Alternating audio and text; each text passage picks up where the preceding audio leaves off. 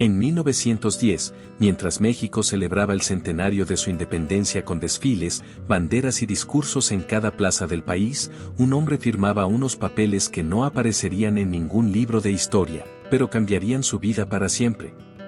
Se llamaba Rodrigo Santa María de Aguirre. Tenía las manos ligeramente temblorosas cuando estampó su firma. No era por miedo, sino por una mezcla explosiva de orgullo y vértigo. Acababa de convertirse en propietario del terreno más codiciado de la Ciudad de México, un predio enorme justo frente al Palacio de Bellas Artes, que apenas comenzaba su construcción entre andamios y polvo. Rodrigo no era conde, ni marqués, ni descendiente de españoles ilustres. No tenía apellidos de abolengo ni abuelos europeos que presumir en las tertulias. Era hijo de un comerciante textil de Puebla que se había hecho rico vendiendo telas importadas durante la bonanza porfiriana. Pero había algo que Rodrigo sí tenía, y que no siempre compran los billetes: visión.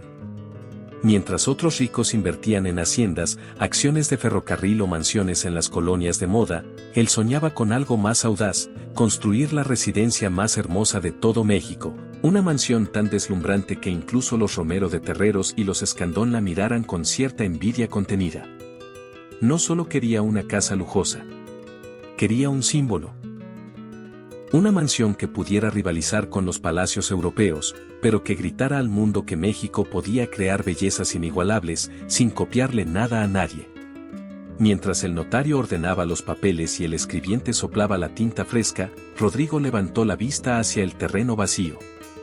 En su mente, la tierra polvosa ya estaba ocupada por una fachada de cantera rosa, balcones de hierro forjado y ventanas altísimas llenas de luz. Casi podía escuchar el eco de las conversaciones elegantes en los salones, la música de un piano de cola, el tintinear de copas de cristal. Si esta historia ya te está atrapando, suscríbete al canal ahora mismo para no perderte ningún detalle de esta tragedia que marcó a la alta sociedad mexicana. Y cuéntanos en los comentarios. ¿Habías oído hablar de las mansiones del Porfiriato que desaparecieron para siempre? Porque lo que estás a punto de escuchar es la historia de una de ellas. El arquitecto que eligió Rodrigo no era cualquier improvisado. Se llamaba Giuseppe Mancini, un italiano que había trabajado en teatros y casas de ópera en Europa y que había llegado a México buscando fortuna en el llamado Nuevo Mundo. Mancini, fascinado con la ambición del mexicano, diseñó lo que pronto sería conocido como la Casa Santa María, una estructura de 4 pisos que ocuparía casi media manzana. El estilo era deliberadamente espectacular, una mezcla atrevida de Art Nouveau francés con elementos neoclásicos italianos y toques del barroco español que tanto caracterizaba a la arquitectura mexicana. La fachada principal sería de cantera rosa traída de Querétaro, con columnas de mármol de Carrara y herrería forjada en París. Las ventanas, enormes y arqueadas, estarían adornadas con vitrales diseñados por artistas catalanes, donde se mezclarían escenas de la historia de México con motivos florales y geométricos del modernismo europeo. Pero lo verdaderamente extraordinario no estaría afuera. Rodrigo quería que cada habitación contara una historia distinta. El vestíbulo principal tendría un techo abovedado de más de 12 metros de altura, decorado con frescos pintados por un joven maestro que apenas comenzaba a ser conocido, Gerardo Murillo, Dr. El piso sería un mosaico de mármoles de colores traídos de Italia, formando patrones tan complejos que parecían moverse cuando la luz del sol entraba por las claraboyas. Las escaleras principales serían de mármol blanco con barandales de bronce dorado, tan anchas que 5 personas podrían subir al mismo tiempo sin rozarse. Rodrigo imaginaba a políticos, artistas y empresarios subiendo esas escaleras con una copa de champaña en la mano, maravillados por cada detalle. La construcción comenzó en 1911 con un ejército de más de 300 trabajadores. Albañiles, carpinteros, herreros, vidrieros, pintores y escultores trabajaban desde el amanecer hasta que el cielo se teñía de naranja. Rodrigo visitaba la obra todos los días, caminando entre andamios, revisando planos, corrigiendo detalles minúsculos. Había hecho algo que muchos habrían llamado una locura: invertir absolutamente todo su capital en esa casa. Vendió propiedades en Puebla, liquidó negocios rentables y hasta hipotecó las haciendas que había heredado de su padre. Su esposa, Magdalena Ortiz de Santa María, lo miraba cada vez con más preocupación. Tenían 3 hijos pequeños y la situación política del país comenzaba a volverse inquietante. Se hablaba de revueltas en el norte, de un tal Francisco I. Madero que quería derrocar a Porfirio Díaz. Rodrigo, ten cuidado, le decía ella en voz baja, cuando se quedaban solos en su recámara temporal. No sabemos qué va a pasar con el país. No arriesgues todo por una casa. Pero Rodrigo no escuchaba. Estaba demasiado enamorado de su propio sueño. Para 1912, la estructura principal estaba terminada. La Casa Santa María se alzaba imponente frente a un palacio de bellas artes todavía inconcluso, casi como si la mansión se adelantara a la historia. La gente se detenía en la calle solo para mirar. Los periódicos empezaron a hablar del comerciante que había desafiado a la aristocracia con una mansión digna de París. Rodrigo se convirtió en una pequeña celebridad de la capital. Lo que él no sabía era que mientras levantaba su palacio piedra por piedra, el país entero empezaba a resquebrajarse por dentro. Para 1912, la estructura principal de la Casa Santa María estaba terminada. Desde la calle, la mansión se alzaba como una provocación.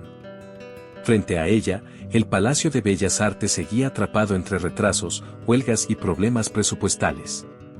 La casa de Rodrigo, en cambio, parecía avanzar con una energía propia, como si nada pudiera detenerla. Los capitalinos se detenían a mirarla. Algunos lo hacían con admiración. Otros, con una mezcla de curiosidad y resentimiento.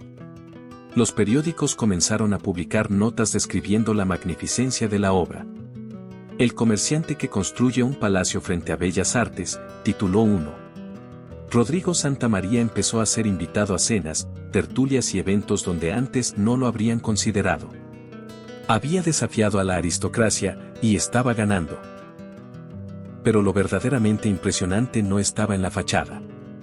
Al cruzar las enormes puertas de madera tallada, el visitante quedaba atrapado por él. Vestíbulo principal. El techo abovedado se elevaba más de 12 metros, cubierto por frescos que representaban volcanes, cielos tormentosos y paisajes mexicanos reinterpretados con una fuerza casi violenta. El joven doctor pasaba horas subido en andamios, manchado de pintura, mientras Rodrigo observaba desde abajo sin decir palabra. El piso, hecho con mármoles italianos de distintos colores, formaba figuras geométricas tan complejas que parecían moverse cuando la luz entraba por las claraboyas. Cada paso producía un eco suave, solemne, como si la casa exigiera respeto. Las escaleras principales eran de mármol blanco, con barandales de bronce dorado que reflejaban la luz como fuego. Rodrigo había pedido que fueran exageradamente anchas. «Quiero que la gente sienta que asciende», le dijo una vez a Mancini. No solo físicamente. La construcción no se detenía. Más de 300 trabajadores laboraban todos los días desde antes del amanecer. El sonido constante de martillos, cinceles y sierras se mezclaba con el polvo y el olor a calorías. Rodrigo recorría la obra diariamente, revisando cada detalle, discutiendo colores, texturas, proporciones. Había apostado todo. Había vendido propiedades en Puebla. Liquidado negocios que funcionaban perfectamente. Hipotecado haciendas familiares. El dinero fluía hacia la casa como agua hacia un pozo sin fondo. Su esposa, Magdalena, lo veía regresar cada noche cubierto de polvo, con los ojos brillantes y las manos manchadas de tinta de planos. Tenían 3 hijos pequeños, Rodrigo Jr., Carolina y Miguel. Ella pensaba en ellos cuando escuchaba las conversaciones cada vez más frecuentes sobre levantamientos armados. En el norte se hablaba de Francisco I. Madero. En las cantinas, los rumores crecían. En los periódicos, el nombre de Porfirio Díaz comenzaba a rodearse de palabras incómodas. Rodrigo, le dijo una noche Magdalena, casi en susurro. ¿Y si todo cambia? ¿Y si el país se viene abajo? Él no respondió de inmediato. Miraba un plano extendido sobre la mesa. Finalmente habló, sin levantar la vista. Esta casa va a durar más que cualquier gobierno. Para 1913, la Casa Santa María ya brillaba por dentro. El gran salón del primer piso podía recibir a más de 200 invitados. Las paredes estaban cubiertas con papel tapiz francés, verde esmeralda con detalles dorados. Del techo colgaban 6 arañas de cristal baccarat, cada una con más de 100 bombillas eléctricas. Mientras la mayoría de la ciudad seguía iluminándose con gas, la mansión resplandecía como un escenario. El mobiliario era una mezcla calculada de estilos europeos, sofás tapizados en seda azul, sillones con incrustaciones de madreperla, mesas auxiliares con patas doradas. Todo había sido comprado en subastas y enviado en barco hasta Veracruz. El comedor formal albergaba una mesa única de caoba nicaragüense de más de 12 metros de largo. 36 sillas, cada una con el escudo familiar grabado, un águila sosteniendo una rosa entre las garras. La biblioteca ocupaba todo el ala este. 5.000 volúmenes. Estantes de nogal hasta el techo. Escaleras rodantes. Primeras ediciones, atlas antiguos, códices prehispánicos. En el centro, un globo terráqueo del siglo XVII descansaba sobre una base de bronce. Rodrigo pasaba ahí largas horas, sentado frente a la chimenea, convencido de que había creado algo eterno. Pero afuera, la ciudad comenzaba a cambiar. En febrero de 1913, la decena trágica sacudió la capital. Disparos, cañones, humo.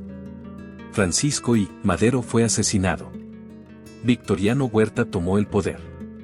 Lo que había comenzado como un movimiento político se transformó en una guerra abierta. Las rutas comerciales de Rodrigo empezaron a fallar. Almacenes saqueados. Pagos que no llegaban. Cartas de acreedores que ya no sonaban amables. La Casa Santa María seguía creciendo, iluminada, perfecta. El país, en cambio, comenzaba a desmoronarse. Y Rodrigo aún no entendía que su mayor obra estaba siendo levantada en el peor momento posible. Para 1914, la Casa Santa María estaba completa. Desde el exterior, parecía una obra imposible. 4 pisos de cantera rosa, balcones de hierro forjado traído de París, vitrales que capturaban la luz del amanecer y la devolvían en colores suaves sobre la calle. Frente a ella, el Palacio de Bellas Artes seguía detenido, envuelto en promesas incumplidas. La mansión de Rodrigo, en cambio, parecía terminada por pura voluntad. Dentro, cada espacio hablaba de exceso y cuidado. El segundo piso, dedicado a la familia, era un refugio íntimo. La suite principal que Rodrigo compartía con Magdalena estaba dominada por una cama de madera de cerezo importada de Austria, con dosel de seda color marfil. El tocador de Magdalena tenía un espejo enmarcado en plata con incrustaciones de nácar. En los cajones, joyas que Rodrigo le había regalado en cada aniversario, perlas japonesas, diamantes sudafricanos, rubíes birmanos. El baño privado era una rareza absoluta para la época. Una tina de mármol empotrada en el suelo, grifería dorada y un sistema de agua caliente alimentado por calderas en el sótano. Magdalena aún se sorprendía cada vez que abría la llave y el vapor llenaba la habitación. Las habitaciones de los niños eran luminosas, alegres. Murales de cuentos pintados en las paredes. Muebles de maderas claras. Juguetes traídos de Alemania y Francia. Cada uno tenía su propio baño y un pequeño balcón que daba a los patios interiores. El tercer piso estaba reservado para invitados. 8 suites, cada una con un tema distinto. La francesa, la española, la oriental. Rodrigo quería que quien durmiera ahí sintiera que viajaba sin salir de la casa. En el cuarto piso, la ambición alcanzaba otro nivel. Un observatorio astronómico con un telescopio alemán de última generación. Un salón de música con un piano de cola Steinway y paredes recubiertas de corcho para perfeccionar la acústica. Y una galería de arte donde Rodrigo planeaba exhibir su colección creciente de pintura mexicana y europea. En la azotea, jardines colgantes. Fuentes. Pérgolas cubiertas de bugambilias y jacarandas. Un oasis suspendido sobre una ciudad cada vez más inquieta. Los patios interiores eran el corazón de la mansión. El primero, de estilo andaluz, con azulejos de talavera y una fuente octagonal cuyo murmullo nunca se detenía. El segundo, inspirado en Versalles, con setos recortados y estatuas de mármol. El tercero, el más íntimo, mezclaba piedra volcánica, cactus raros y un pequeño estanque con peces koi. Ahí Rodrigo fumaba puros por las noches, convencido de que había vencido al tiempo. Pero mientras el palacio brillaba, el dinero comenzó a desaparecer. Los combates interrumpieron rutas comerciales. Almacenes fueron saqueados por distintas facciones. Socios dejaron de pagar. Los préstamos que Rodrigo había pedido para terminar la obra se volvieron imposibles de cubrir. Las cartas de los bancos se acumulaban en su escritorio. Al principio eran formales. Luego, urgentes. Finalmente, amenazantes. Magdalena lo veía cambiar. Dormía poco. Comía mal. Pasaba horas encerrado en la biblioteca revisando cuentas, sumas, fechas. Una noche, reunió el valor para decirlo en voz alta. Rodrigo, tenemos que pensar en vender. Él levantó la mirada lentamente. ¿Vender qué? La casa. Aunque sea ahora. Antes de que sea tarde. El silencio llenó la habitación. Rodrigo caminó hasta la ventana y observó la fachada iluminada. No parecía una casa. Parecía una promesa. Si la vendo, dijo finalmente, todo esto habrá sido para nada. Magdalena no respondió. Sabía que ya lo había perdido. En septiembre de 1914, las tropas constitucionalistas entraron a la Ciudad de México. El caos se apoderó de la capital. Familias adineradas huían con lo que podían cargar. Carruajes salían de noche. Casas eran abandonadas en silencio.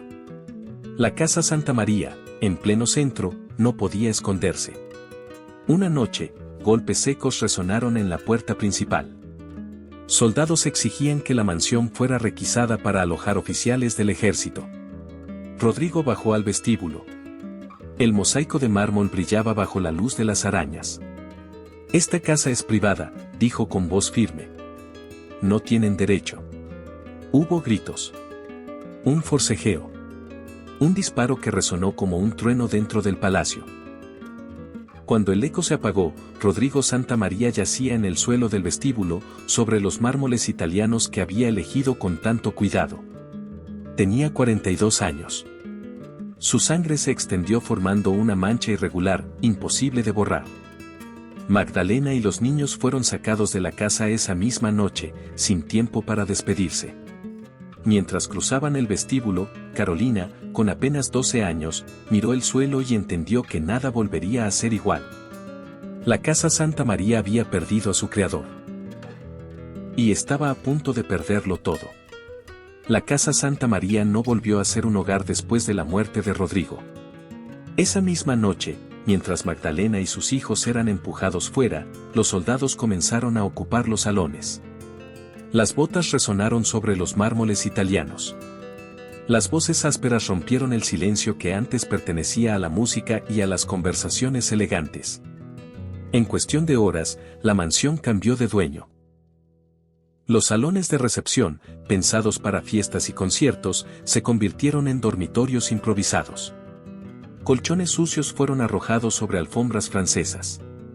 Las paredes, cubiertas de papel tapiz importado, comenzaron a mancharse de humo, grasa y humedad.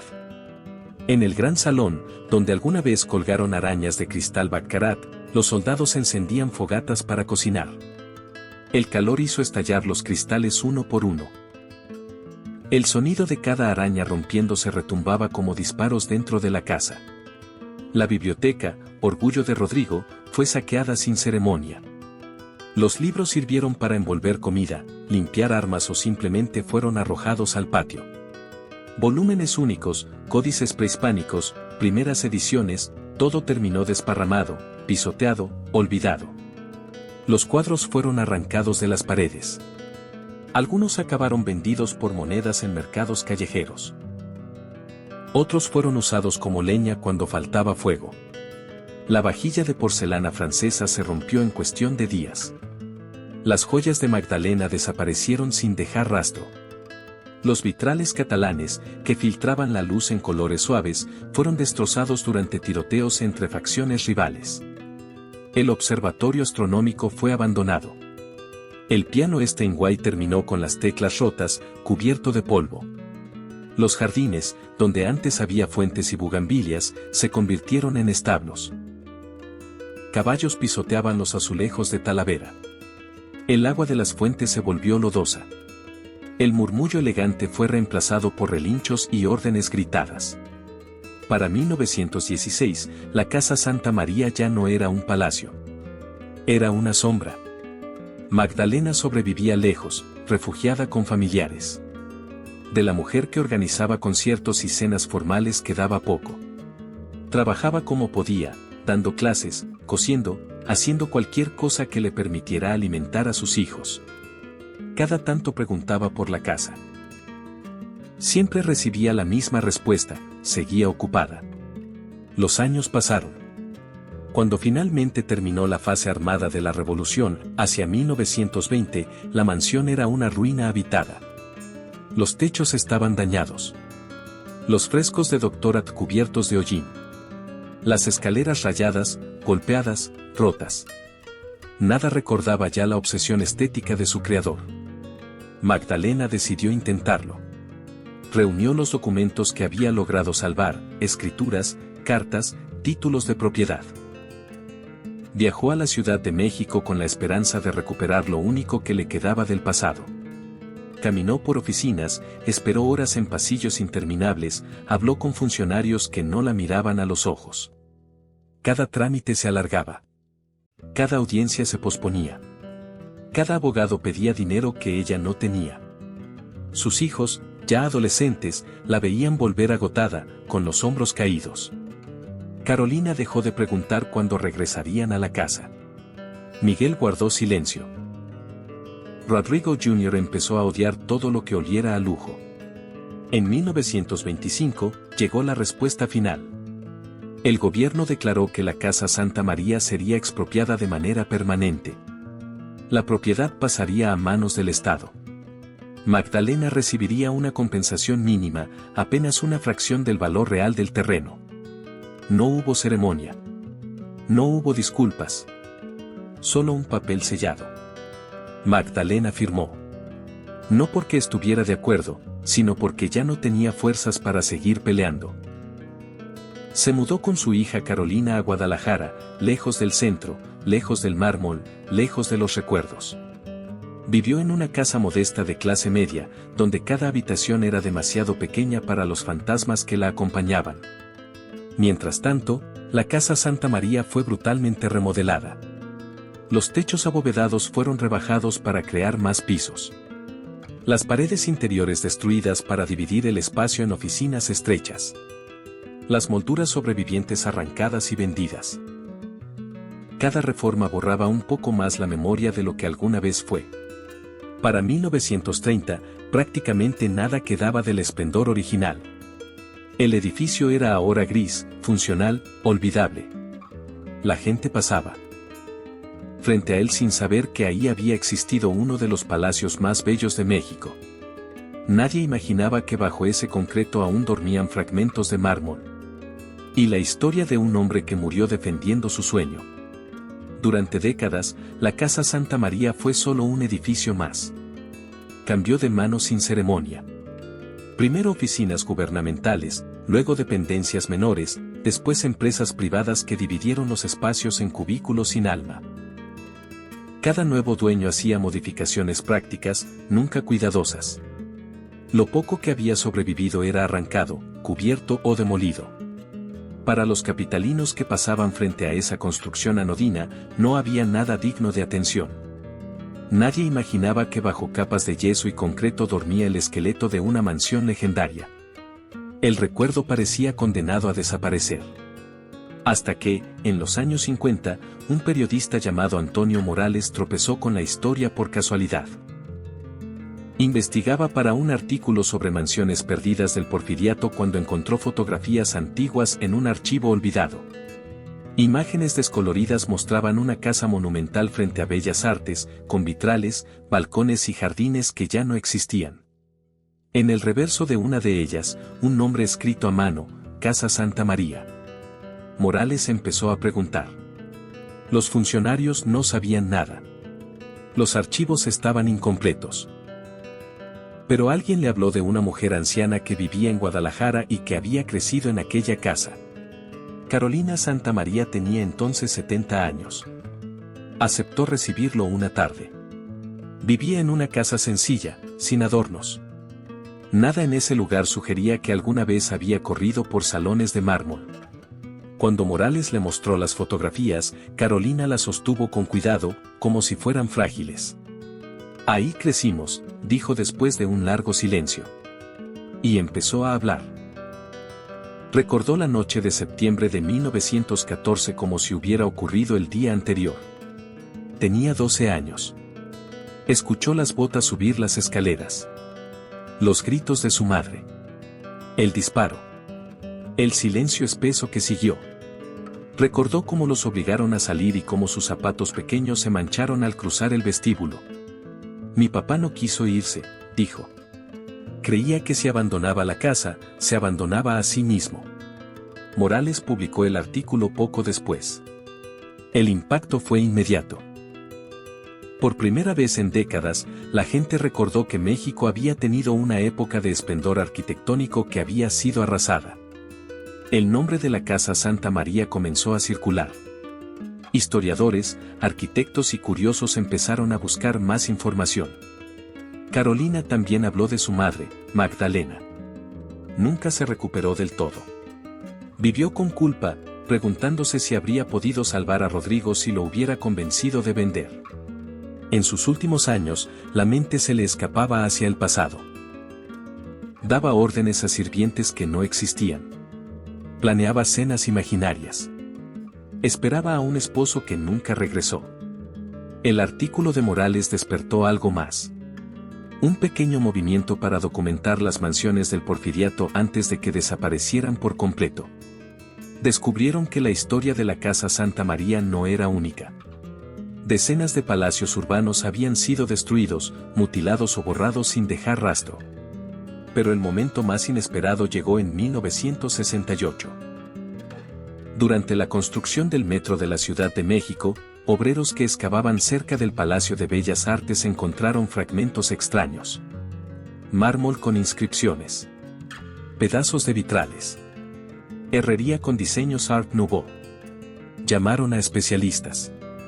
Los arquitectos confirmaron lo impensable, eran restos de la Casa Santa María, enterrados cuando partes del edificio habían sido demolidas años atrás. Entre los escombros apareció una placa de bronce, del tamaño de un libro, cubierta de tierra. Decía: Rodrigo Santa María de Aguirre. Constructor de sueños. 1910. Pero eso no fue lo único. Bajo los cimientos del antiguo vestíbulo, encontraron manchas oscuras en el mármol. Las pruebas confirmaron que era sangre humana. El lugar exacto donde Rodrigo había muerto defendiendo su casa había salido a la luz, medio siglo después. La noticia cruzó fronteras. Periódicos de Europa y Estados Unidos publicaron artículos sobre la mansión perdida. Algunos condenaban la destrucción del patrimonio. Otros defendían que la revolución había sido necesaria y que esas casas eran símbolos de desigualdad. El debate se volvió incómodo. Entre quienes hablaron estaba Miguel Santa María, el hijo menor de Rodrigo. Tenía ya 70 años y vivía en Monterrey. En una entrevista dijo algo que quedó grabado. México necesitaba cambiar. Pero destruir la belleza siempre es una tragedia. Mi padre no fue un tirano. Solo fue un hombre que soñó en grande. La Casa Santa María había desaparecido físicamente. Pero su historia, contra todo pronóstico, había regresado. En 1975, el gobierno de la Ciudad de México tomó una decisión tardía, pero significativa. En el edificio gris que ahora ocupaba el terreno donde alguna vez se alzó la Casa Santa María, se colocó una placa conmemorativa. No era grande ni llamativa. Apenas una losa de metal discreta, a la altura de los ojos, que decía: En este lugar se alzó la Casa Santa María, una de las mansiones más extraordinarias del México porfiriano. Construida en 1910 por Rodrigo Santa María de Aguirre. Destruida durante la Revolución.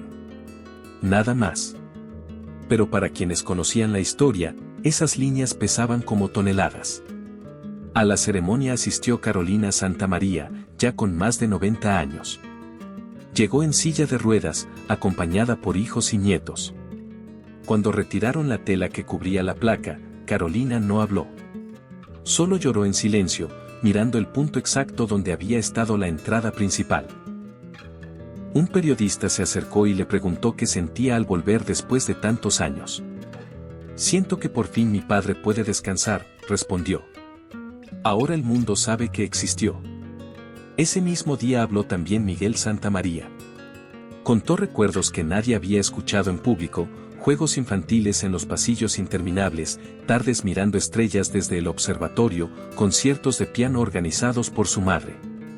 «La casa estaba llena de vida», dijo. «Y eso es lo que más duele». No solo se perdió un edificio. Se perdió todo lo que pasó dentro. En los años 80, algo inesperado ocurrió.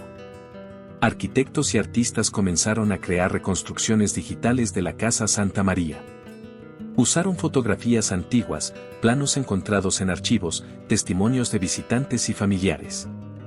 Poco a poco, la mansión volvió a levantarse, esta vez en pantallas de computadora.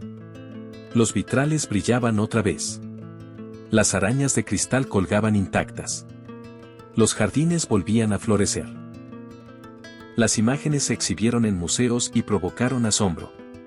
Muchos no podían creer que algo así hubiera existido en México. Otros sentían rabia al ver lo que se había perdido. En 1992, un arquitecto propuso algo más ambicioso, reconstruir la Casa Santa María en un nuevo terreno, como museo dedicado a la arquitectura del Porfiriato. La idea generó entusiasmo y rechazo a partes iguales. Para algunos era una forma de sanar la memoria. Para otros, una glorificación innecesaria de una época desigual. El proyecto nunca se realizó. Pero la historia siguió creciendo. En 2010, durante el bicentenario de la independencia, el Palacio de Bellas Artes albergó una exposición titulada Las mansiones perdidas del Porfiriato. La Casa Santa María ocupó un lugar central. Fotografías ampliadas, fragmentos de mármol recuperados, herrería original, videos con reconstrucciones digitales. Más de 500,000 de personas visitaron la exposición en 3 meses. La sala más concurrida era la dedicada a la familia Santa María. Cartas escritas por Rodrigo durante la construcción. Fotografías de Magdalena y los niños.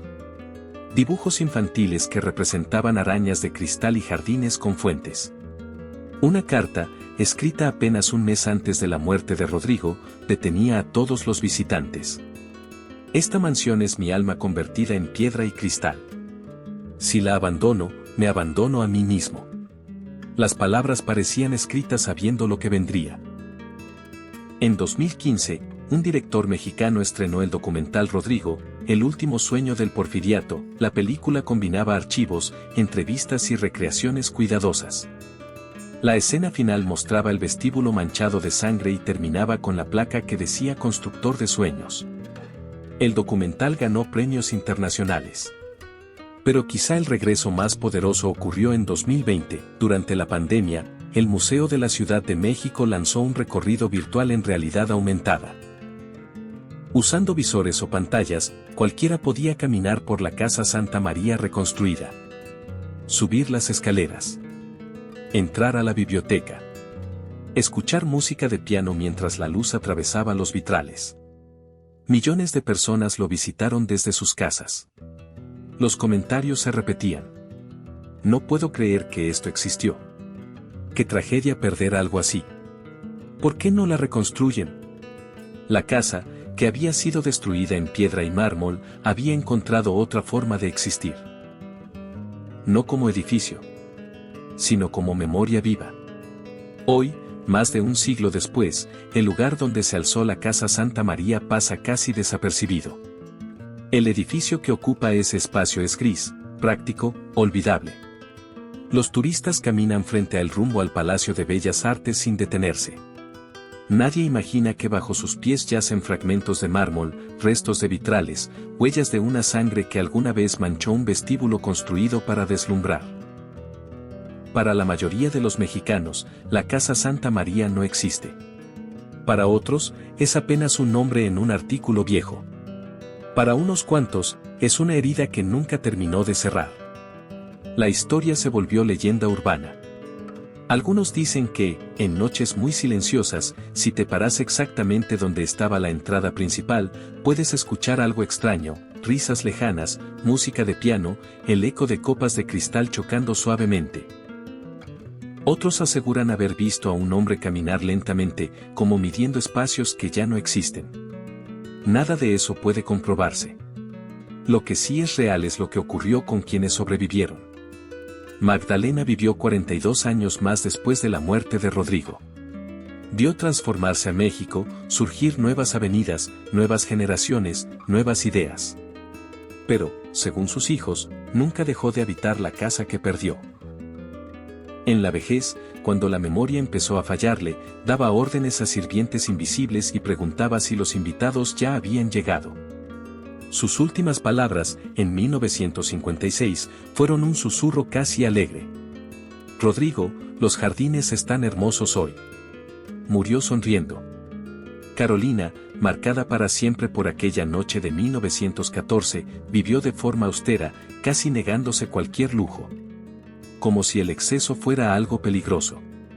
Como si una casa demasiado hermosa pudiera volver a desaparecer. Rodrigo Jr. tomó un camino distinto. Renunció a su apellido durante años, se volvió activista político y dedicó su vida a ayudar a comunidades campesinas. Nunca habló públicamente de la mansión. Miguel, el menor, eligió otra forma de cargar con el pasado. Se convirtió en empresario, pero también en filántropo. Construyó escuelas, bibliotecas, apoyó causas culturales. Donó documentos, fotografías y recuerdos al Archivo General de la Nación para que la historia no se perdiera otra vez. Con él, en 1995, murió el último testigo directo de la Casa Santa María en su época de esplendor. Desde entonces, la memoria es heredada, transmitida, reconstruida. En 2018, una bisnieta de Rodrigo, historiadora del arte, publicó el estudio más completo sobre la mansión. En uno de sus capítulos escribió algo que resume todo sin necesidad de juicios. La Casa Santa María no fue solo una víctima de la revolución. Fue el símbolo de una época que cayó completa, con sus luces y sus sombras. Porque la historia no es blanca ni negra. Rodrigo Santa María no fue un santo ni un villano. Fue un hombre de su tiempo. Privilegiado, sí. Visionario, también. Ciego ante el desastre que se aproximaba, sin duda. Su obstinación lo llevó a la ruina y a la muerte, pero también creó algo que, aunque efímero, fue extraordinario. El país necesitaba cambiar. Pero en ese cambio, se perdió belleza. Y la belleza, una vez destruida, no se recupera del todo. Hoy, arquitectos siguen debatiendo si México debería reconstruir la Casa Santa María, como Europa reconstruyó castillos destruidos por la guerra. Algunos dicen que sería una falsificación del pasado. Otros creen que sería un acto de justicia histórica. Nada se ha decidido. Lo único que permanece es una placa, renovada varias veces, que ahora incluye un código QR. Quien lo escanea puede ver fotografías, planos, recorridos virtuales. Puede caminar por la casa que ya no existe. Y tal vez eso sea lo más cercano a la inmortalidad que Rodrigo Santa María pudo haber imaginado. No un palacio eterno, sino una historia que se sigue contando. Porque mientras alguien recuerde la Casa Santa María, mientras alguien imagine la luz atravesando esos vitrales, mientras alguien se detenga frente a ese edificio gris y se pregunte qué hubo ahí antes, el sueño no habrá desaparecido del todo. Si esta historia te acompañó hasta el final, gracias por escucharla. Déjanos en los comentarios qué opinas. ¿Debería México reconstruir lugares como este, o es mejor dejar que la historia permanezca como memoria? Nos vemos en el próximo documental. Porque aún quedan muchas historias que merecen ser recordadas.